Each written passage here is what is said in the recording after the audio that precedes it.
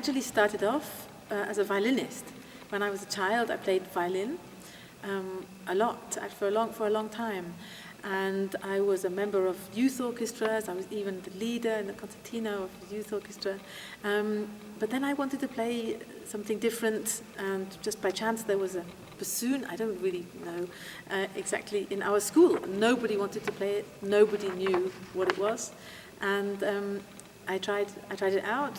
I kind of quite liked it. I always wanted to play the violin still, but by a particular circumstances, I became a bassoonist. I went to a music school, but there I had to play the bassoon. I didn't want to at first, but then I had a wonderful bassoon teacher who convinced me that the bassoon was the instrument for me, and then I was a bassoonist. But I was always interested in conducting. And actually playing the violin is also a great help for conducting as well, to have a string instrument and a wind instrument. Yeah, we need more women conductors anyway, just generally. And once we have more women conductors, I think these positions will start to be filled by women conductors. I mean, let's not forget, it's not very long, that it's only 5 or 10 years ago that it was very unusual to have a woman conductor. And now it's not so unusual. Things are changing. They must keep changing, of course. We desperately need the change. But they are changing. And for me, what the most important thing is that now the first generation of female conductors are getting old enough to be the mentors and the teachers, because before there was no one to look up to. There was no one as your example. It was very difficult to find a female conducting teacher if you wanted to. There were not very many female conductors around anyway. So that is changing, and I think it just takes time, I hope, to go up through the generations, through the ages, through the years. But there are some fantastic initiatives for female musicians of all kinds, composers, soloists, conductors especially, and we need to keep pushing. But I think I'm optimistic. I do believe that change is happening, and very soon I think we will see many more women in these leading positions with big orchestras. There's no reason why not. Yeah, maybe in a close time. Mm-hmm. I absolutely think so, yeah. I'd really like to.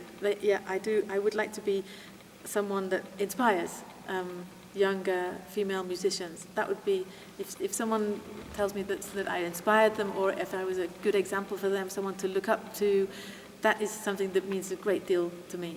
And I do a lot of teaching, and I think it's very important also to support young conductors, female conductors, male conductors, but female conductors too. And if I can help them in any way, also by being good musician, hopefully, or a conductor, or in rehearsals, working well with the orchestra, finding my own way of getting the best results, getting the best concert. If someone in the audience or someone who's watching is inspired by that and looks up to me, that is something that is extremely important for me, and I love that, and I very much respect that as well. You would love to become a mentor of few girls? Yeah, absolutely. I hope that I am in some ways already. I have quite a lot of students, and it's not just, we don't just talk about music, of course, we talk about everything. It's, of course, girl things, female conductor things, but also, how to work in this situation. What are the differences and difficulties of being a woman, female conductor? But yeah, absolutely. I would love to be a kind of Yoda figure. With a lot of Padawans. Yeah, exactly. No, I think it's absolutely fantastic. It's an initiative which every orchestra should be doing, and maybe not just once, or not just with a. Of course, we need the title Days of Women in Music, but it could be a couple of weeks another time during the year, and we might not even talk about it. It just there we are. So we have to talk about it. That's clear. We're not at the stage yet where we don't have to talk about it. We need these initiatives. We need to show our audience, and we need to show the musicians that there are women out there who are composing and conducting and being soloists, and every initiative that encourages that is just great. Fantastic.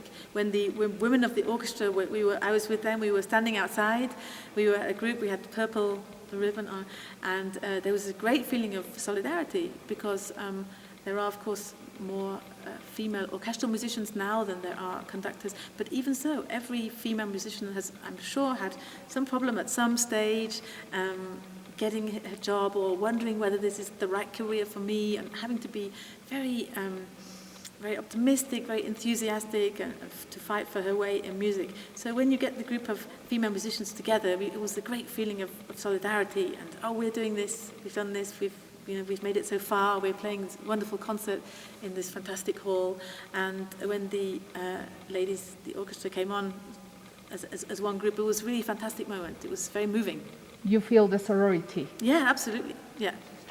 Oh, I mean, I really think this orchestra is great. I love working with the orchestra, and it has been 2 years. It's been far too long, but it does feel like I haven't been away for 2 years. You know, I recognize so many friendly, smiling faces just by the eyes now, but even so, you can tell if someone is friendly. It's a really lovely atmosphere for working. We have quite a difficult, challenging program, but a really wonderful program. 3 totally different pieces. So we have to find a different style of playing, and we have to really learn these pieces very well. We have to do a lot of work this week, but it's great work. I have the feeling that people are very enthusiastic about doing it. The discipline, the concentration is wonderful, and everything gets so much better very, very quickly. I suggest something, we can change to shorter or longer or louder, softer, and immediately it changes and it becomes more my idea of what I'd like to hear from the piece, and I think the orchestra really grows together with these ideas very, very quickly. It's a very new piece. It was written in 2019. It's only been performed once in its life, in its short life, and it's a really atmospheric piece. It's based on a poem called Hover, The Wind Hover, which is a bird, a falcon, Alcon. I looked it up so I could tell the orchestra. And it's a picture, really, of a bird hovering, so floating just above the earth and looking down. And we hear oboe solos, 2 oboes just intertwining their melodies together, and then the strings very quietly underneath, sort of depicting the world underneath, but very, very, very gentle.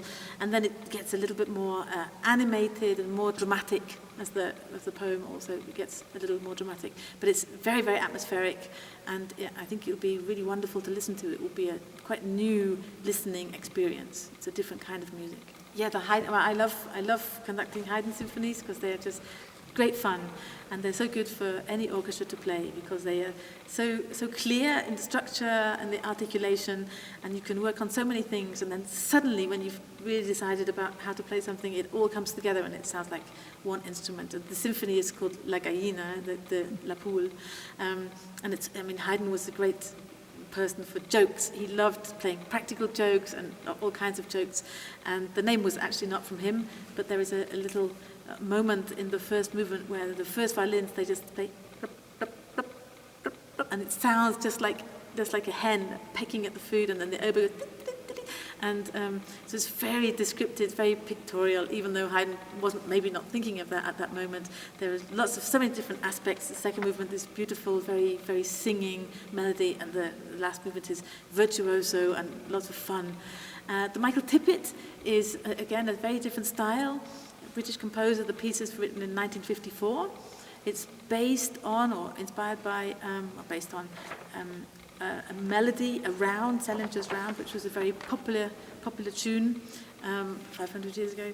And in each movement, the melody comes somewhere. Sometimes it's very well disguised, and you can't recognize it immediately. In the first movement, you can always hear it. But again, each of the 5 movements are very, very, very different, very contrasting, very, very virtuoso. The third movement is extremely fast, and there's so many notes to play, but it's a wonderful piece, and I think the orchestra is going to play it very, very well.